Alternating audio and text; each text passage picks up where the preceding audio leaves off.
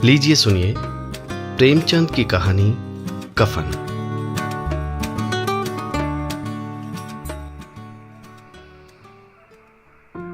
झोपड़े के द्वार पर बाप और बेटा दोनों एक बुझे हुए अलाव के सामने चुपचाप बैठे हुए हैं और अंदर बेटे की जवान बीवी बुधिया प्रसव वेदना में पछाड़ खा रही थी। रह रह कर उसके मुंह से ऐसी दिल हिला देने वाली आवाज निकलती थी कि दोनों कलेजा थाम लेते थे। जाड़ों की रात थी, प्रकृति सन्नाटे में डूबी हुई, सारा गांव अंधकार में लय हो गया था। घीसू ने कहा, मालूम होता है बचेगी नहीं, सारा दिन दौड़ते हो गया, जा देख तो आ। माधव चिढ़कर बोला, मरना ही तो है, जल्दी मर क्यों नहीं जाती, देख कर क्या करूं। तो बड़ा बेदर्द है बे, साल भर जिसके साथ सुख चैन से रहा उसी के साथ इतनी बेवफाई।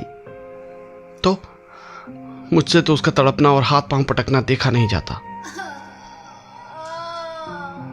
चमारों का कुनबा था और सारे गांव में बदनाम। घीसू एक दिन काम करता तो 3 दिन आराम करता। माधव इतना कामचोर था कि आधा घंटे काम करता तो घंटे भर चिलम पीता, इसीलिए उन्हें कहीं मजदूरी नहीं मिलती थी। घर में मुट्ठी भर भी अनाज मौजूद हो तो उनके लिए काम करने की कसम थी। जब 2-4 फाके हो जाते तो घीसू पेड़ पर चढ़कर लकड़ियां तोड़ लाता और माधव बाजार में बेच आता, और जब तक वो पैसे रहते दोनों इधर उधर मारे मारे फिरते। गांव में काम की कमी न थी, किसानों का गांव था, मेहनती आदमी के लिए 50 काम थे, मगर इन दोनों को उसी वक्त बुलाते जब 2 आदमियों से एक का काम पाकर भी संतोष कर लेने के अलावा कोई चारा न होता।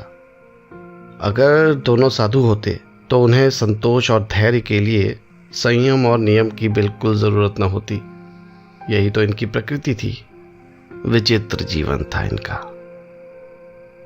घर में मिट्टी के 2-4 बर्तनों के सिवा कोई संपत्ति नहीं। फटे चीथड़ों से अपनी नग्नता को ढांके हुए जिए जाते थे, संसार की चिंताओं से मुक्त, कर्ज से लदे हुए। गालियां भी खाते, मार भी खाते, मगर कोई गम नहीं। दीन इतने कि वसूली की बिल्कुल आशा न रहने पर भी लोग इन्हें कुछ न कुछ कर्ज दे देते थे। मटर आलू की फसल में दूसरों के खेतों से मटर या आलू उखाड़ लाते और भून भान कर खा लेते, या 10-5 ऊख उखाड़ लाते और रात को चूसते। घीसू ने इसी आकाश वृत्ति से 60 साल की उम्र काट दी और माधव भी सपूत बेटे की तरह बाप ही के पद चिन्हों पर चल रहा था, बल्कि उसका नाम और भी उजागर कर रहा था। इस वक्त भी दोनों अलाव के सामने बैठकर आलू भून रहे थे, जो कि किसी खेत से खोद लाए थे। घीसू की स्त्री का तो बहुत दिन हुए देहांत हो गया था। माधव का ब्याह पिछले साल हुआ था। जब से ये औरत आई थी उसने इस खानदान में व्यवस्था की नींव डाली थी और इन दोनों बेगैरतों का दोज़ख भरती रहती थी। जब से वो आई ये दोनों और भी आराम तलब हो गए थे, बल्कि कुछ अकड़ने भी लगे थे। कोई कार्य करने को बुलाता तो निर्लज्ज भाव से दोगुनी मजदूरी मांगते। वही औरत आज प्रसव वेदना से मर रही थी और ये दोनों इसी इंतजार में थे कि वो मर जाए तो आराम से सोए।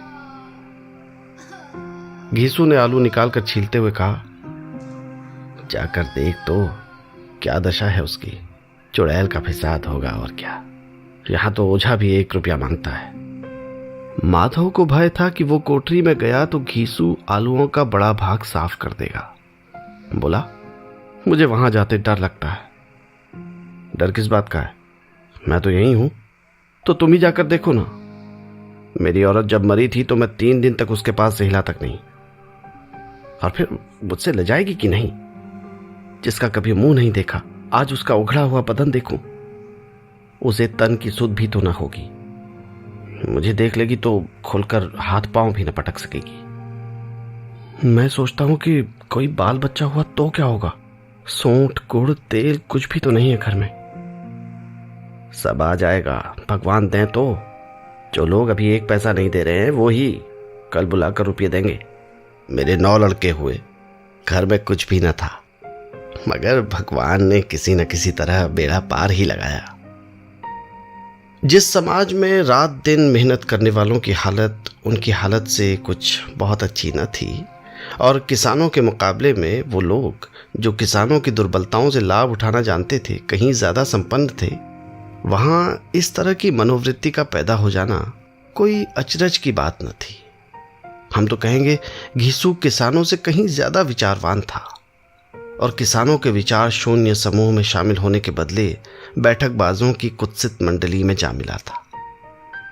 हाँ, उसमें यह शक्ति न थी कि बैठकबाजों के नियम और नीति का पालन करता, इसलिए जहां उसकी मंडली के और लोग गांव के सरगना और मुखिया बने हुए थे, उस पर सारा गांव उंगली उठाता था। फिर भी उसे ये तस्कीन तो थी ही कि अगर वो फटेहाल है तो कम से कम उसे किसानों जैसी जी तोड़ मेहनत तो नहीं करनी पड़ती, और उसकी सरलता और निरीहता से दूसरे लोग बेजा फायदा तो नहीं उठाते। दोनों आलू निकाल निकाल कर जलते जलते खाने लगे। कल से कुछ नहीं खाया था, इतना सब्र न था कि ठंडा हो जाने दें। कई बार दोनों की ज़बानें छिल गईं। छिल जाने पर आलू का बाहरी हिस्सा ज़बान, हलक और तालू को जला देता था, और उस अंगारे को मुंह में रखने से ज़्यादा खैरियत इसी में थी कि वो अंदर पहुंच जाए। वहां उसे ठंडा करने के लिए काफ़ी सामान थे, इसलिए दोनों जल्दी जल्दी निकल जाते। हालांकि इस कोशिश में उनकी आंखों से आंसू निकल आते। घीसू को उस वक्त ठाकुर की बारात याद आई जिसमें 20 साल पहले वो गया था। उस दावत में उसे जो तृप्ति मिली थी वो उसके जीवन में एक याद रखने लायक बात थी, और आज भी उसकी याद ताजा थी। बोला, वो भोज नहीं भूलता। तब से उस तरह का खाना और भरपेट नहीं मिला। लड़की वालों ने सबको भरपेट पूड़ियाँ खिलाई थी, सबको, छोटे बड़े सबने पूड़ियाँ खाई, और असली घी की चटनी, रायता, 3 तरह के सूखे साग, एक रसेदार तरकारी, दही, चटनी, मिठाई। अब क्या बताऊं कि उस भोज में क्या स्वाद मिला। कोई रोक टोक नहीं थी, जो चीज चाहो मांगो, जितना चाहो खाओ। लोगों ने ऐसा खाया कि किसी से पानी न पिया गया, मगर परोसने वाले हैं कि पत्तल में गर्म गर्म गोल गोल सुवासित कचौड़ियाँ डाल देते हैं। मना करते हैं कि नहीं चाहिए, पत्तल पर हाथ रोके हुए हैं, मगर वो हैं कि दिए जाते।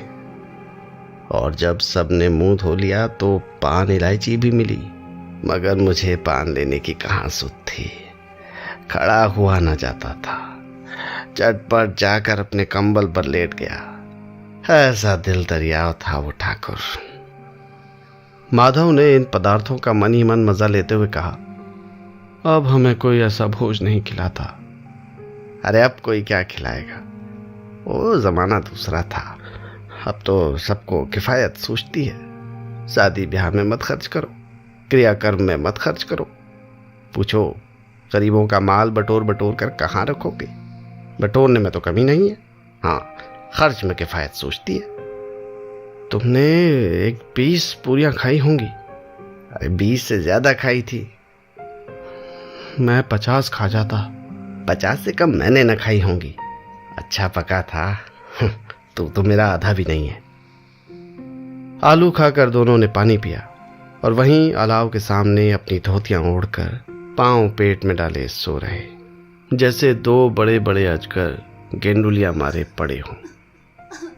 और बुधिया अभी तक करा रही थी। सवेरे माधव ने कोठरी में जाकर देखा तो उसकी स्त्री ठंडी हो गई थी। उसके मुंह पर मक्खियां भिनक रही थी, पथराई हुई आंखें ऊपर टंगी हुई थी, सारी देह धूल से लथपथ हो रही थी। उसके पेट में बच्चा मर गया था। माधव भागा हुआ घीसू के पास आया। फिर दोनों जोर जोर से हाय हाय करने और छाती पीटने लगे। पड़ोस वालों ने ये रोना धोना सुना तो दौड़े हुए आए और पुरानी मर्यादा के अनुसार इन अभागों को समझाने लगे, मगर ज्यादा रोने पीटने का अवसर न था। कफन की और लकड़ी की फिक्र करनी थी। घर में तो पैसा इस तरह गायब था जैसे चील के घोंसले में मांस। बाप बेटे रोते हुए गांव के जमींदार के पास गए। वो इन दोनों की सूरत से नफरत करते थे। कई बार इन्हें अपने हाथों से पीट चुके थे, चोरी करने के लिए, वादे पर काम पर ना आने के लिए। पूछा, क्या है बे केशवा, रोता क्यों है?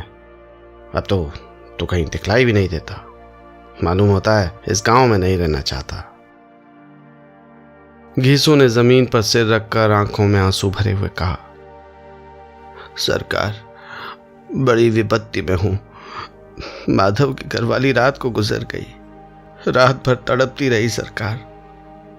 हम दोनों उसके सिरहाने बैठे रहे। दवा दारू जो कुछ हो सका सब कुछ किया, खुदा वो हमें दगा दे गई। अब कोई एक रोटी देने वाला भी नहीं मालिक। तबाह हो गए, घर उजड़ गया। आपका गुलाम हूं। अब आपके सिवा कौन उसकी मिट्टी पार लगाएगा? हमारे हाथ में तो जो कुछ था वो सब दवा दारू में उठ गया। सरकार ही की दया होगी तो उसकी मिट्टी उठेगी। आपके सिवा किसके द्वार पर जाऊं? जमींदार साहब दयालु थे, मगर घीसू पर दया करना काले कंबल पर रंग चढ़ाना था। जी मैं तो आया कह दे, चल दूर हो यहां से। यूं तो बुलाने से भी नहीं आता। आज जब गरज पड़ी तो आकर खुशामद कर रहा है। हरामखोर कहीं का, बदमाश। लेकिन ये क्रोध या दंड देने का अवसर न था। जी में कुड़ते हुए 2 रुपये निकालकर फेंक दिए, मगर सांत्वना का एक भी शब्द मुंह से नहीं निकला। उसकी तरफ ताका तक नहीं, जैसे सिर का बोझ उतारा हो। जब जमींदार साहब ने 2 रुपये दिए तो गांव के बनिए महाजनों को इनकार का साहस कैसे होता। घीसू जमींदार के नाम का ढिंढोरा भी पीटना जानता था। किसी ने 2 आने दिए, किसी ने 4 आने। 1 घंटे में घीसू के पास 5 रुपये की अच्छी रकम जमा हो गई। कहीं से अनाज मिल गया, कहीं से लकड़ी, और दोपहर को घीसू और माधव बाजार से कफन लाने चले। इधर लोग बांस वांस काटने लगे। गांव की नर्मदिल स्त्रियां आ आकर लाश देखती थीं और उसकी बेकसी पर 2 बूंद आंसू गिराकर चली जाती थी। बाजार में पहुंचकर घीसू बोला, लकड़ी तो उसे जलाने भर को मिल गई है, क्यों माधव? माधव बोला, हाँ लकड़ी तो बहुत है, अब कफन चाहिए। तो चलो कोई हल्का सा कफन ले लें। हाँ और क्या, लाश उठते उठते रात हो जाएगी। रात को कफन कौन देखता है? कैसा बुरा रिवाज है कि जिसे जीते जी तन ढाकने को चीथड़ा भी न मिले, उसे मरने पर नया कफन चाहिए। कफन लाश के साथ जल ही तो जाता है, और क्या रखा रहता है। यही 5 रुपये पहले मिलते तो कुछ दवा दारू कर लेते। दोनों एक दूसरे के मन की बात ताड़ रहे थे। बाजार में इधर उधर घूमते रहे। कभी इस बजाज की दुकान पर गए, कभी उस दुकान पर। तरह तरह के कपड़े, रेशमी और सूती देखे, मगर कुछ जचा नहीं। यहां तक कि शाम हो गई। तब दोनों न जाने किस दैवी प्रेरणा से एक मधुशाला के सामने जा पहुंचे और जैसे किसी पूर्व निश्चित व्यवस्था से अंदर चले गए। वहां जरा देर तक दोनों असमंजस में खड़े रहे। फिर घीसू ने गद्दी के सामने जाकर कहा, साहू जी, 1 बोतल हमें भी देना। उसके बाद कुछ चिखौना आया, तली हुई मछली आई और दोनों बरामदे में बैठकर शांतिपूर्वक पीने लगे। कई कुज्जियां ताबड़तोड़ पीने के बाद दोनों सुरूर में आ गए। घीसू बोला, कफन लगाने से क्या मिलता, आखिर जल ही तो जाता, बहू के साथ तो न जाता। माधव आसमान की तरफ देखकर बोला, मानो देवताओं को अपनी निष्पापता का साक्षी बना रहा हो।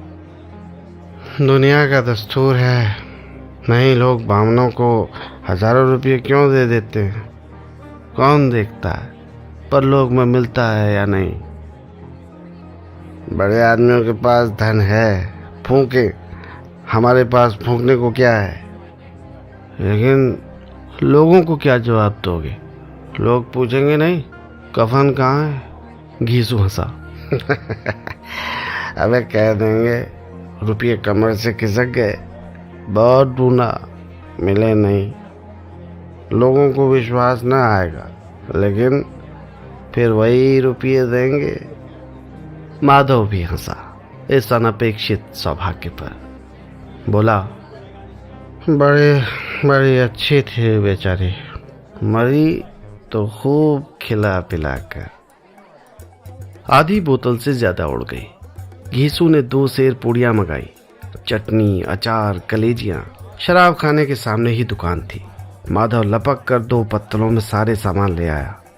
पूरा 1.5 रुपया खर्च हो गया, सिर्फ थोड़े से पैसे बच रहे। दोनों इस वक्त शान में बैठे पूड़ियां खा रहे थे, जैसे जंगल में कोई शेर अपना शिकार उड़ा रहा हो। न जवाबदेही का खौफ था, न बदनामी की फिक्र। इन सब भावनाओं को उन्होंने बहुत पहले ही जीत लिया था। घीसू दार्शनिक भाव से बोला, हमारी आत्मा प्रसन्न हो रही है तो क्या उसे पुण्य न होगा? माधव ने श्रद्धा से सिर झुकाकर तस्दीक की। जरूर से जरूर होगा। भगवान तुम अंतर्यामी हो, उसे बैकुंठ में ले जाना। हम दोनों हृदय से आशीर्वाद दे रहे हैं। आज जो भोजन मिला वो कभी उम्र भर न मिला था। एक क्षण के बाद माधव के मन में शंका जागी। बोला, क्यों दादा, हम लोग भी एक न एक दिन वहां जाएंगे ही। घीसू ने इस भोले भाले सवाल का कुछ उत्तर न दिया। वो परलोक की बातें सोचकर इस आनंद में बाधा न डालना चाहता था। वो वहाँ हम लोगों से पूछे कि तुमने हमें कफन क्यों नहीं दिया तो क्या कहोगे? कहेंगे तुम्हारा सिर। पूछेगी तो जरूर। अरे तू कैसे जानता है कि उसे कफन न मिलेगा? तू मुझे गधा समझता है? 60 साल के दुनिया में घास खोदता रहा हूँ। हाँ, उसको कफन मिलेगा और बहुत अच्छा मिलेगा। माधव को विश्वास न आया। बोला, कौन देगा? रुपये तो तुमने चट कर दिए। वो तो मुझसे पूछेगी। उसकी मांग में तो सिंदूर मैंने डाला था। कौन देगा? बताते क्यों नहीं? अरे वही लोग देंगे जिन्होंने आपकी दिया। हाँ, आपके रुपये हमारे हाथ में न आएंगे। ज्यों-ज्यों अंधेरा बढ़ता था और सितारों की चमक तेज होती थी, मधुशाला की रौनक भी बढ़ती जाती थी। कोई गाता था, कोई डींग मारता था, कोई अपने संगी के गले लिपट जाता था, कोई अपने दोस्त के मुंह में कुल्हड़ लगाए देता था। वहां के वातावरण में सुरूर था, हवा में नशा। कितने तो यहाँ आकर एक चुल्लू में मस्त हो जाते थे। शराब से ज्यादा यहाँ की हवा उन पर नशा करती थी। जीवन की बाधाएं यहाँ खींच लाती थीं और कुछ देर के लिए ये भूल जाते थे कि वो जीते हैं या मरते हैं, या न जीते हैं न मरते हैं। और ये दोनों बाप बेटे अब भी मज़े ले लेकर चुस्कियाँ ले रहे थे। सबकी निगाहें इनकी ओर जमी हुई थीं। दोनों कितने भाग्य के बली हैं। पूरी बोतल बीच में है। भरपेट खाकर माधव ने बची हुई पूड़ियों का पत्तल उठाकर एक भिखारी को दे दिया, जो खड़ा इनकी ओर भूखी आंखों से देख रहा था और देने के गौरव, आनंद और उल्लास का अपने जीवन में पहली बार अनुभव किया। घीसू ने कहा, ले जा, खूब खा और आशीर्वाद दे। जिसकी कमाई है वो तो मर गई, मगर तेरा आशीर्वाद उसे ज़रूर पहुंचेगा। रोए रोए से आशीर्वाद दो, बड़ी गाढ़ी कमाई के पैसे हैं। माधव ने फिर आसमान की तरफ देखकर कहा, वो बैकुंठ में जाएगी दादा, बैकुंठ की रानी बनेगी। घीसू खड़ा हो गया और जैसे उल्लास की लहरों में तैरता हुआ बोला, हाँ बेटा, बैकुंठ में जाएगी। किसी को सताया नहीं, किसी को दबाया नहीं। मरते मरते हमारी जिंदगी की सबसे बड़ी लालसा पूरी कर गई। वो न जाएगी तो क्या ये मोटे मोटे लोग जाएंगे जो गरीबों को दोनों हाथों से लूटते हैं और अपने पाप को धोने के लिए गंगा में नहाते हैं और मंदिरों में जल चढ़ाते हैं। श्रद्धालुता का ये रंग तुरंत ही बदल गया। अस्थिरता नशे की खासियत है। दुख और निराशा का दौरा हुआ। माधव बोला, मगर दादा, बेचारी ने जिंदगी में बड़ा दुख भोगा, कितना दुख झेल कर मरी।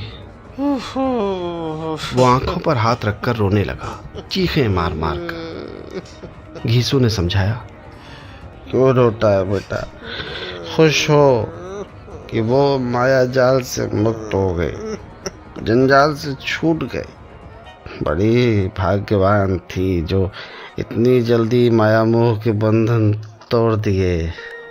और दोनों खड़े होकर गाने लगे, ठगिनी क्यों नैना जमकावे, ठगिनी ठगिनी क्यों नैना जमकावे, ठगिनी ठगिनी क्यों नैना जमकावे, ठगिनी ठगिनी क्यों नैना जमकावे, ठगिनी। पियक्कड़ों की आंखें इनकी ओर लगी हुई थीं और ये दोनों अपने दिल में मस्त गाए जाते थे। फिर दोनों नाचने लगे, उछले भी, कूदे भी, गिरे भी, मटके भी, भाव भी बताए, अभिनय भी किए और आखिर नशे में मदमस्त होकर वहीं गिर पड़े।